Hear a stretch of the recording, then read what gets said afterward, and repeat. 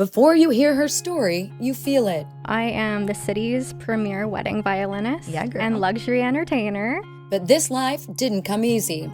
So I grew up in a religious cult just about an hour of here in Northwest Indiana. And from a very young age, it was ingrained into my mind that my sole purpose in life was to ultimately become a wife and a mother and to please a man, and that my body was not my own. Before 7.5, you were living a normal life? I did. We lived a relatively normal life. I was exposed to Broadway early on. I was very much a performing type. I would sing for anyone and anyone that would listen to me. And somewhere along that path of getting involved with the church, that little girl with so much confidence slipped away. And it breaks my heart because she was so full of life and had such a vision for herself, but she had to learn to adhere to the rules because that was not acceptable. And that was not a path of life that should be pursued. When your voice is taken early, you forget it was ever yours. It's interesting to hear you talk about the little girl, and yet you're 2 in 1. You are her. But I have experienced people that have gone through trauma. It's almost like that was old self. How did that little girl shape you really owning who you are again? I guess that would come back to my time of exit from the religious organization. You found that exit, girl. I found it. And I think it wasn't just one thing that made me realize, okay, this is wrong. You need to walk away. But it was a series of incidences that reopened my eyes and made me question more and more. What were some of those? Some of those questions were certain rules that we had. Why do we have to dress this way? Why can't we be friends with people outside of the church? And what kind of way did you have to dress? Just curious.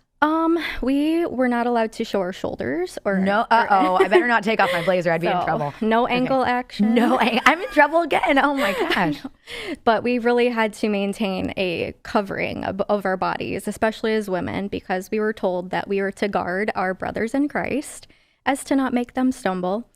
So we were told that we needed to wear skirts, dresses, tops with just high necklines, so that if we were to bend over accidentally and a man were to see our skin, we wouldn't want to cause him to have lustful thoughts because that would be our fault. It would be our fault as women. Okay, this is so interesting to me.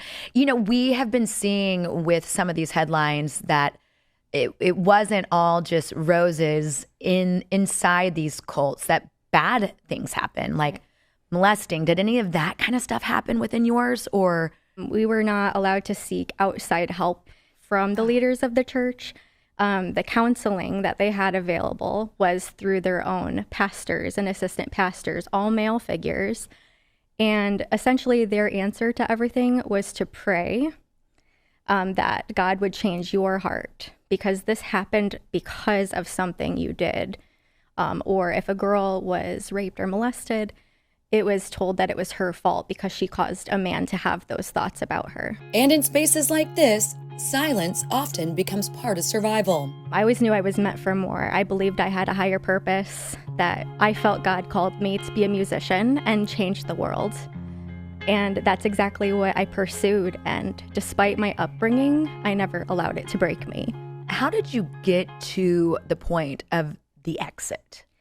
Because you were young. I was very young. I was 22. But you knew. I knew. And it was almost a rebirth of myself that was happening from the time I was 20 till I was 22, when my eyes were just being opened that it is okay to ask questions. And the one person I did feel safe with was our pastor at the time. And this was before his exit. He unfortunately had a very public arrest and some issues that were happening within the church and things that he did that caused him to be arrested. And he was the one that helped you get out, essentially. Well, in a way, he really showed me that it was okay to ask questions. And being the pastor of a mega church like that and hearing from who was a God figure to me within the church, someone I trusted deeply, he said, "Tiffany, I am so glad you're asking questions." And he was the first person to ever say that to me. I felt so scared going into his office for this counseling that I was being forced into. And he ended up relieving me of that fear that I shouldn't be asking questions. and that God was big enough to handle our questions. God is big enough to handle our frustrations. And there is nothing that we shouldn't feel safe enough to ask. And taking that step at 22 years old, knowing that you're leaving a family behind, what gave you that power? Honestly, my family here in Illinois. So you have other family I do. outside of... I do. Yep. And I remember that night I called my aunt feeling at my absolute lowest. It was November 25th of 2014. And I will never forget that day as long as I live. I was at my lowest. I did not see a point in continuing on with life. And I was just ready to go and leave it all behind. And she calmed When me. you say go, you were at your end. I was at my end. I didn't see a point in remaining on this earth being as unhappy as I was, being mentally and psychologically abused to the point where I was told it's better off that you're rid of this life. It would just make us so much happier if you would just... That's those words after months and months of buildup by somebody who is meant to protect me in this life really does a number on someone after so long of being told that and told that I was worthless, that I had no purpose. And I really started to believe that. But I had this moment where I decided to pick up the phone and call someone.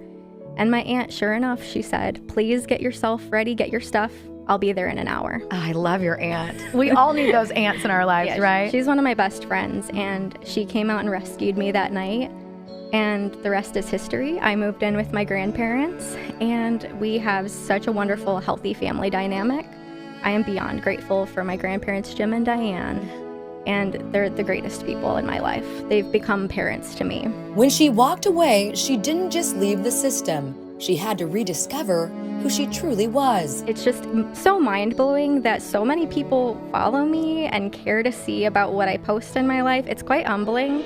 I don't consider myself famous. That's not, I just feel like that's weird to say something like that. But to grow the following that I have over the last couple of years especially has been really humbling, and it makes me just sit back sometimes and say, wow, because I would have never imagined that I would get to have a say in my life and get to create the happiness that I have now on my own terms, without a rule book, without having to follow a certain set of obligations to earn that. Just by simply being myself and being raw and vulnerable. She found her voice again, not by going back, but by creating something entirely her own.